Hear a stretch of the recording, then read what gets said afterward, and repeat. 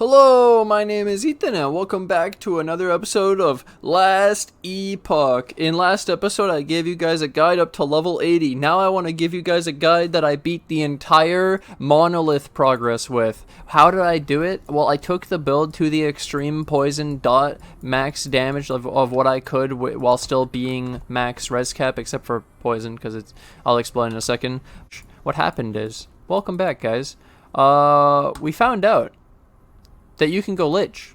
A viewer said, wouldn't it be great if you could go Aura of Decay from the Lich? And I said, holy shit, this looks broken.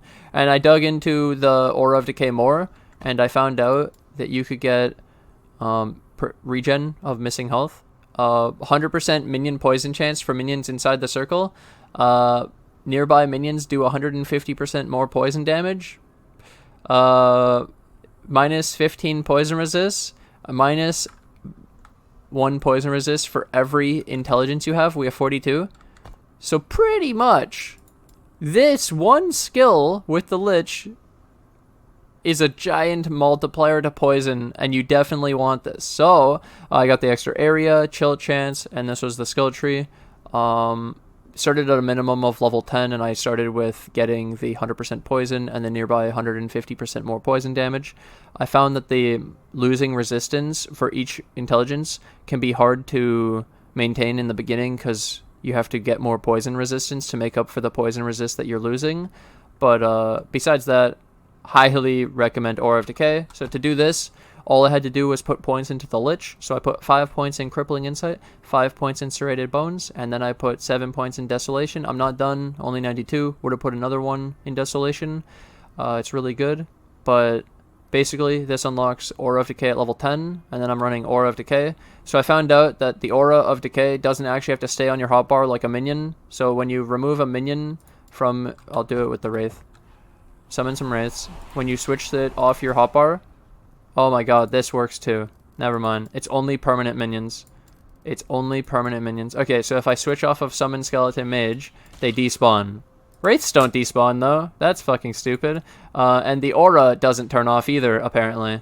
So you can toggle, you can change the aura to your transplant, which is the teleport. So we have a blink back in the build. And so we literally have everything. So then we're minion build, poison, and we can get up to 500,000 DPS on this training dummy. I'll have gameplay to show you of a boss, Heorot, which is the boss for which monolith? Like, fucking up here. One of these. I think Reign of Dragons. I don't know. I don't remember, but it's really cool nonetheless. And I want to show you guys that. I'm also gonna start uploading my gameplay of it.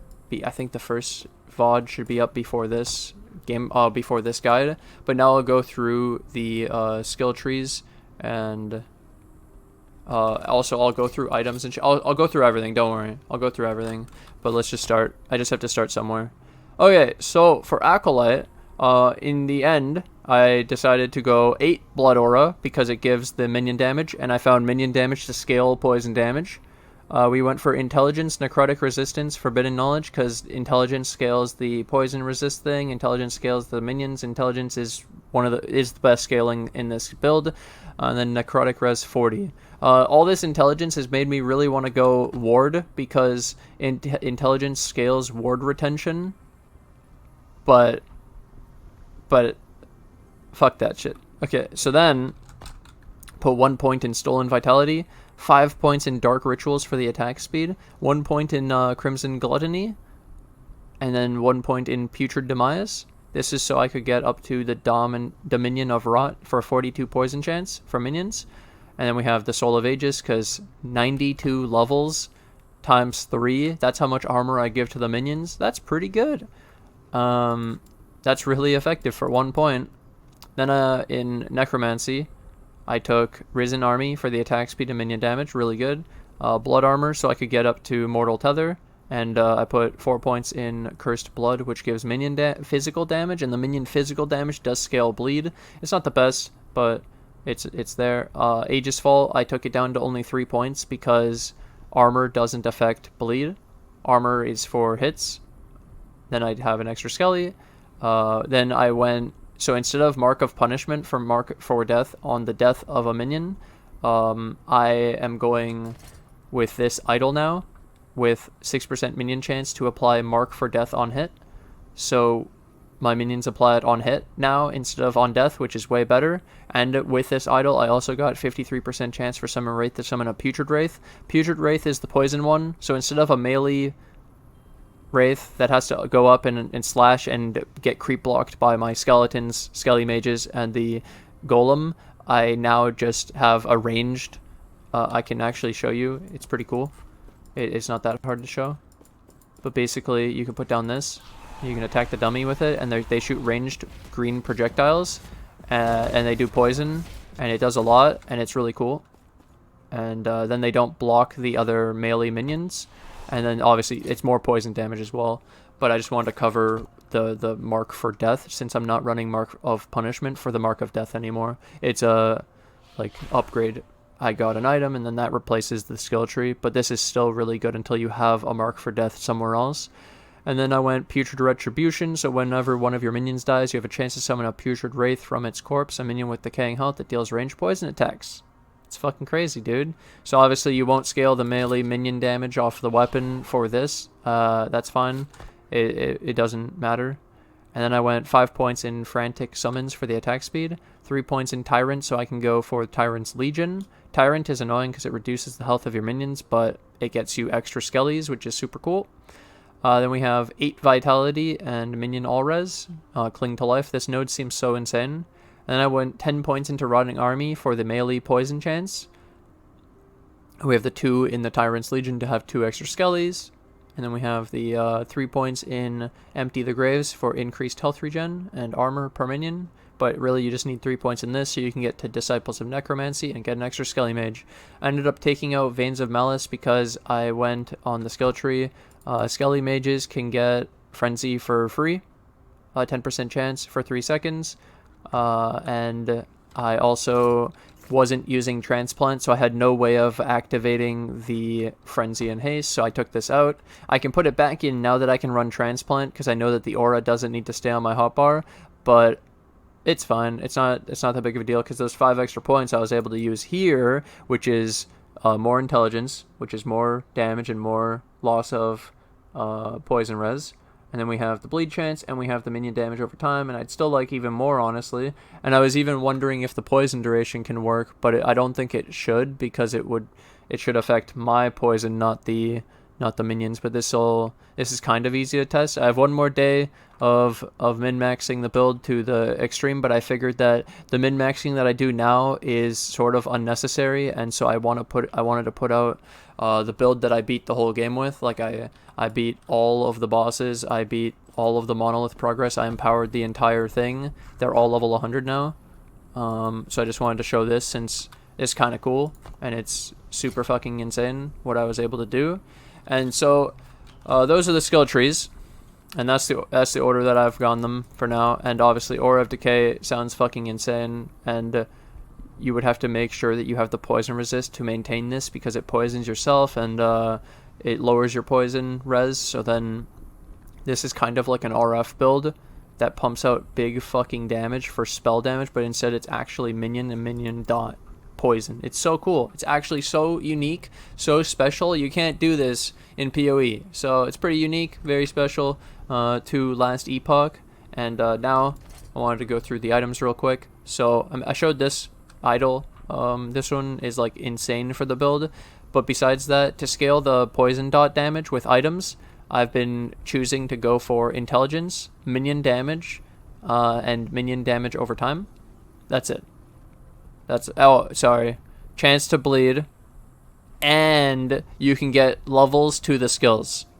So, for example, on the Relic, I can get +2 to level of Summon Skeleton skill, and I can get +2 to level of Summon Wraith skill, but this is so fucking insane because, for example, they're both very rare mods, so trying to get a high tier of them is hard. Then getting a good base, so you have to get Homunculus blood, because I want the chance to bleed, and then I have to get it with like a good mod or two, and then I have to craft these on and not brick it, and I have to change the implicit to a good chance to bleed, and then I still have to make up the resistances that it's really hard to make a really good one. And And so I'm basically not recommending it as like this is like the budget version. This is the easy super end game build, and then anything after this is gonna be really insane in like target farming and like end game grinding, and it's just about the small min maxes, which really aren't small. You could keep going in this game for quite a while. You could keep scaling it,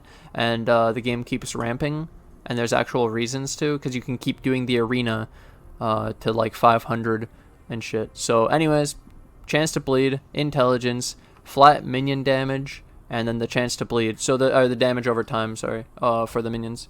So damage over time, minions, weapon, two-handed sword, two-hand axe, two-hand polearm, and then you can get minion melee damage. I go for intelligence, minion damage on the rings, minion damage, and I don't remember, life. And then chance to bleed, intelligence, helmet. This relic would have been plus to level of skeleton and wraith, and the chest plate, I think you can go wait, it's important. This is important. Prefix, you can go +1 Skelly damage, you can go skeleton mage damage, intelligence, level of wraith and Skelly is on this as well. You could do the same thing that I did.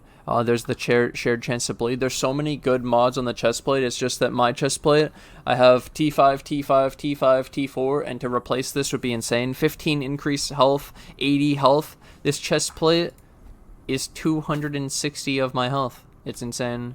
But you could get more DPS out of the build, and then with the rest of these I just went for resistances to square up the build so that it worked, and we ended up having 538 minion damage, scaling the poison, and then we have the auras, and we have the 42 intelligence, and I showed you the skill tree for the aura of decay. I need to go over the other ones because I might have changed it.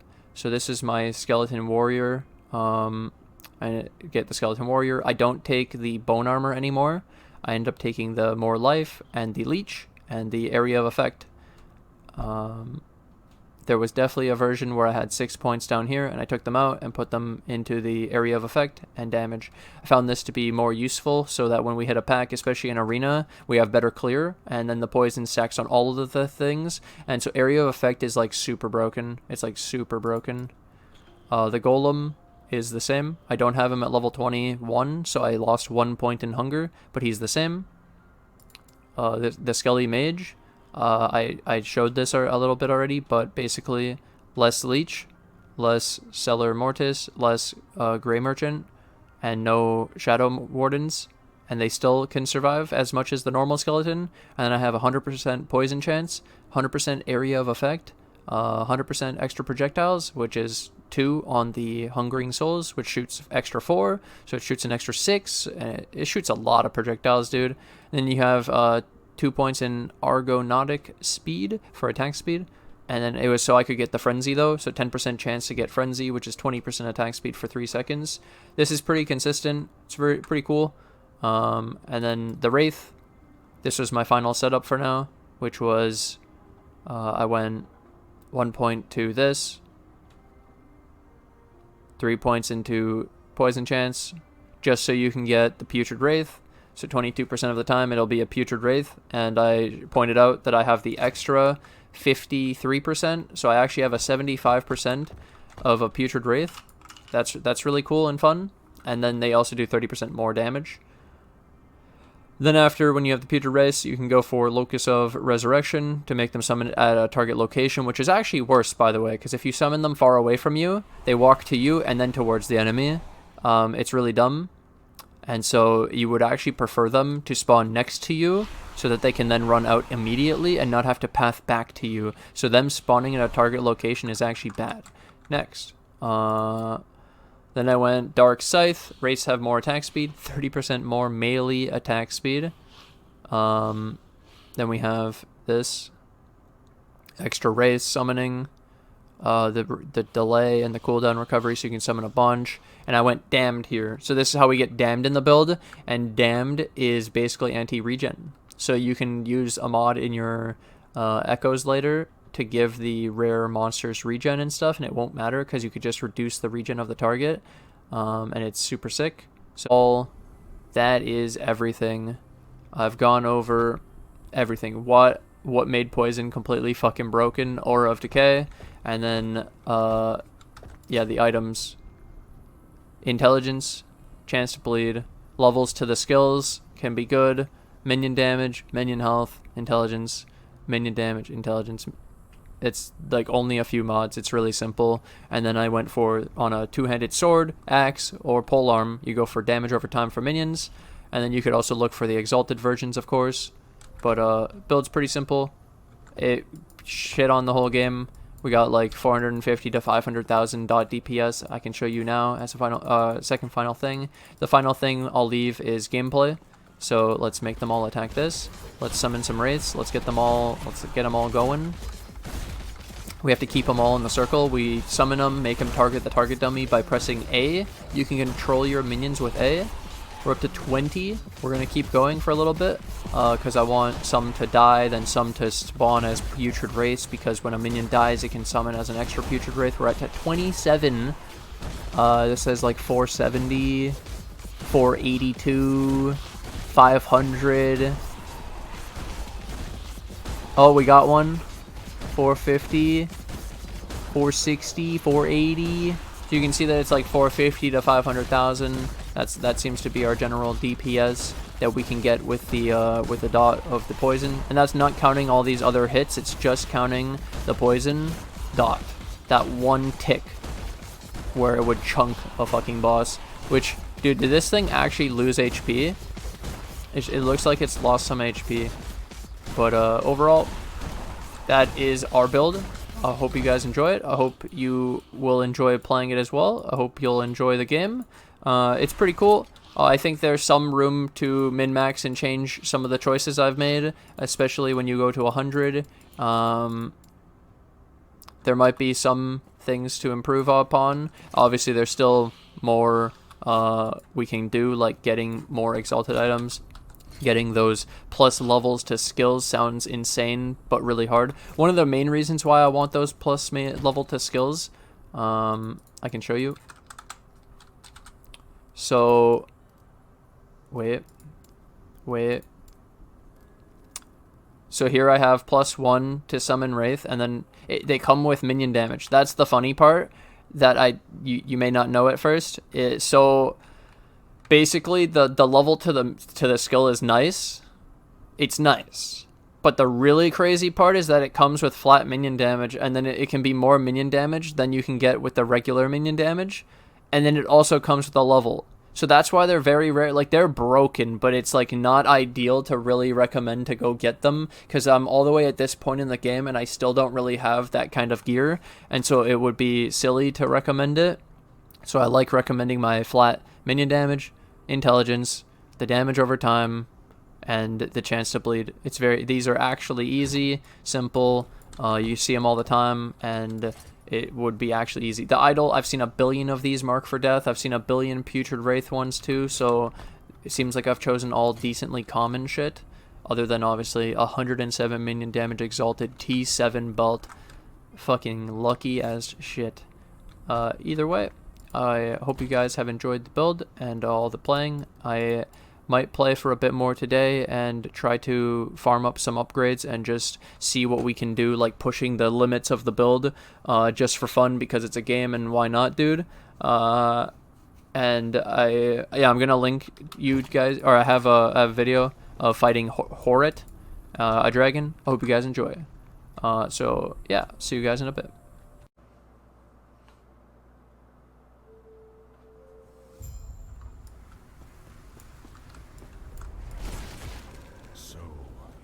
Chosen to become my enemy. This is a mercy. Leg. Shatter.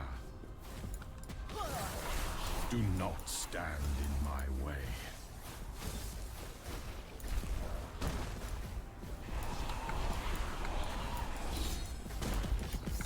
This is a mercy. Leg. Leg. Do not not stand in my way. Behold the rage of winter. Okay, here we go. Rise, my fallen champions. I made it. Aid me.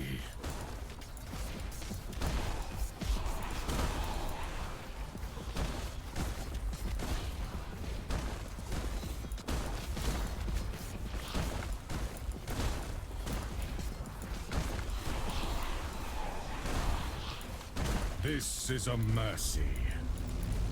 Leg. Shatter.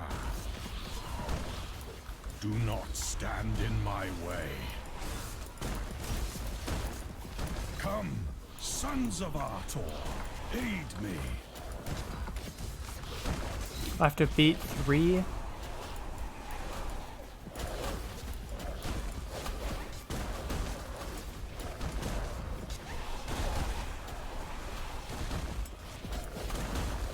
This is a mercy. Leg. Shatter. Do not stand in my way.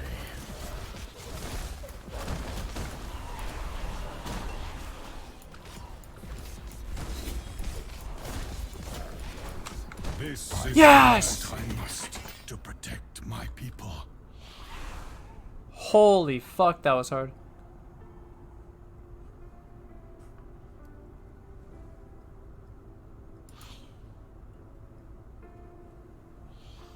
Holy shit. What do we got? Endurance threshold, chance to shred cold resistance on hit, spell cold damage while channeling. Endurance threshold. Sure, man.